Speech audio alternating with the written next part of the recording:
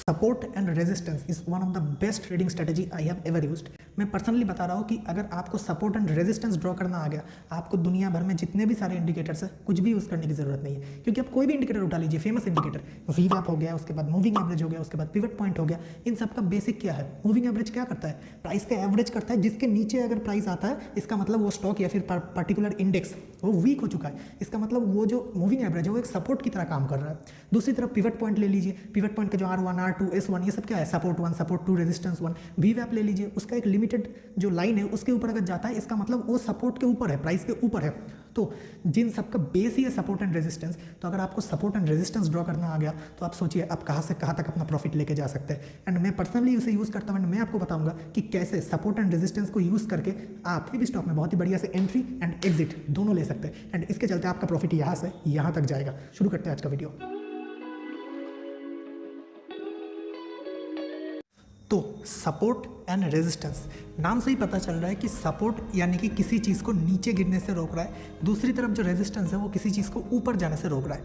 ये सिर्फ और सिर्फ स्टॉक मार्केट में नहीं, आप हर एक चीज़ में इसका यूज़ देख सकते हैं। इसके लिए मैं आपको अपने टैब के स्क्रीन पे लेकर चलता हूँ, आपको दिख रहा होगा। तो यहाँ पे आप क्लियरली देख सकते हैं कि ये मान लेते हैं आप फर्स्ट फ्लोर पे खड़े हैं, ये है first floor and first floor पे आप यहाँ पे खड़े हैं। मेरा ड्राइंग थोड़ा इग्नोर करना, थोड़ा बुरा है। तो यहाँ पे फर्स्ट फ्लोर पे आप जो फ्लोर पे खड़े हैं ये आपके लिए सपोर्ट है, यानी कि ये आपको नीचे गिरने नहीं दे रहा है। दूसरी तरफ आपका फर्स्ट फ्लोर का जो ऊपर का जो रूफ टॉप है या फिर सीलिंग है, कुछ भी कह लीजिए, आप इसके ऊपर डायरेक्टली एक बार में नहीं जा सकते। तो ये आपको ऊपर जाने से रोक रहा है, यानी कि ये आपके लिए रेजिस्टेंस का काम कर रहा है। सेम यहाँ पे मान लेते हैं कोई एक शेयर है वो ऊपर जा रहा है एंड कोई एक प्राइस पॉइंट है, मान लेते हैं 100। तो 100 पे जाने के बाद अगर वो नीचे आ रहा है इसका मतलब यहाँ पे इसे रेजिस्टेंस फेस करना पड़ रहा है, जिसके चलते इसे नीचे आना पड़ रहा है।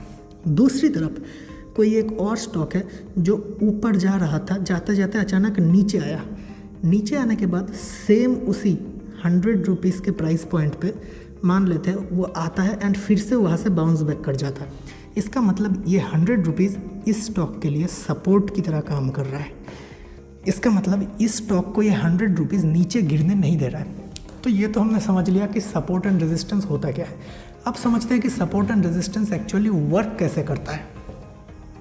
तो यहाँ पे आप देख सकते हैं, यहाँ पे कोई एक शेयर का चार्ट है, मान लेते हैं कोई भी ABC कंपनी का शेयर है यहाँ पे, एंड यहाँ पे ये शेयर ऊपर की तरफ जा रहा है, जाते जाते इस प्राइस पॉइंट पे मान लेते हैं 100 रुपीज़ का ये प्राइस पॉइंट है।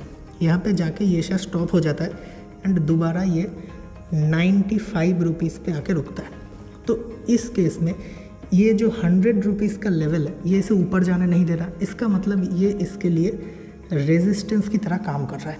अब सवाल आता है कि 100 रुपीज़ क्यों रेजिस्टेंस की तरह काम कर रहा है।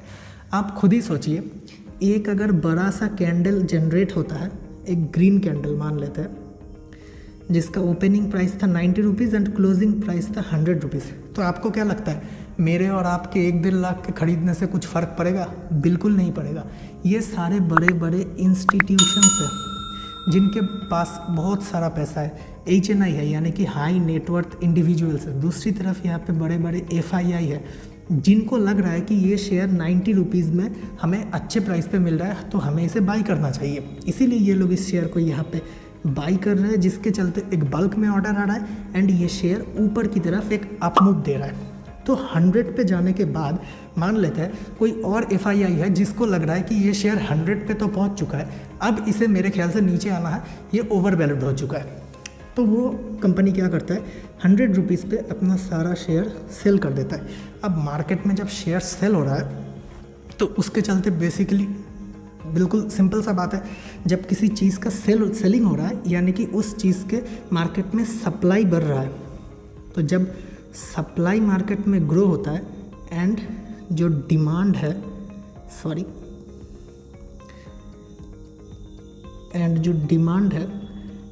वो नीचे की तरफ आता है, तो उस केस में हम सबको पता है सप्लाई ज़्यादा है, डिमांड लो पे है एंड यानी कि उस चीज़ का प्राइस धीरे धीरे नीचे आएगा।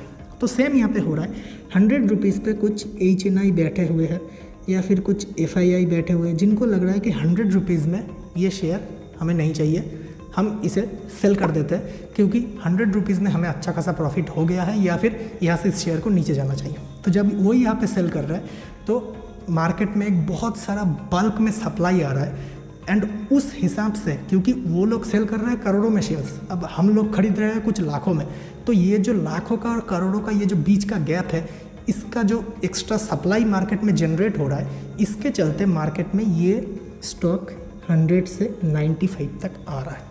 दूसरी तरफ 95 पे आने के बाद मान लेते हैं ये शेयर फिर से अपमूव दे रहा है।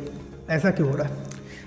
अब जाहिर सी बात है मार्केट में बेयर्स होंगे तो बुल्स भी होंगे, तो यहाँ पे इस लेवल पे किसी और इन्वेस्टर या फिर किसी और FII कंपनी या फिर कोई और DII को लगता है कि 95 पे मुझे तो ये शेयर मिल रहा है, मैंने 90 से 100 का ये जो रैली है इसे मिस कर दिया है, तो मैं क्या करता हूँ 95 पे ख़रीद लेता हूँ, कम से कम 5 रुपये का तो प्रॉफिट होगा, या फिर फर्दर क्या पता ये शेयर 110 या फिर 120 चला जाए, तो उसके लिए वो यहाँ पे 95 पे फिर से बल्क में ऑर्डर डाल रहा है।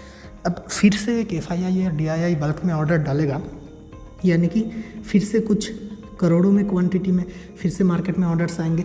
अब क्या हो रहा है? अब उल्टा हो रहा है, ये डिमांड अब बढ़ रहा है क्योंकि बहुत सारे ऑर्डर्स जा रहे हैं एंड सप्लाई तो सेम है, लिमिटेड है, इसीलिए यहाँ से मार्केट ऊपर जा रहा है। तो इसीलिए जिस लेवल से मार्केट फॉल कर रहा है, जिस लेवल को मार्केट चाह के भी क्रॉस नहीं कर पा रहा है, उस लेवल को हम बोलेंगे रेजिस्टेंस, एंड जिस लेवल के नीचे मार्केट चाह के भी अपना क्लोजिंग नहीं दे पा रहा है उसे हम बोलेंगे सपोर्ट। तो सपोर्ट एंड रेजिस्टेंस क्यों इतने इंपॉर्टेंट इंडिकेटर है ये तो हम लोगों ने समझ लिया, एंड सपोर्ट एंड रेजिस्टेंस काम कैसे करता है ये भी मैंने आपको समझा दिया।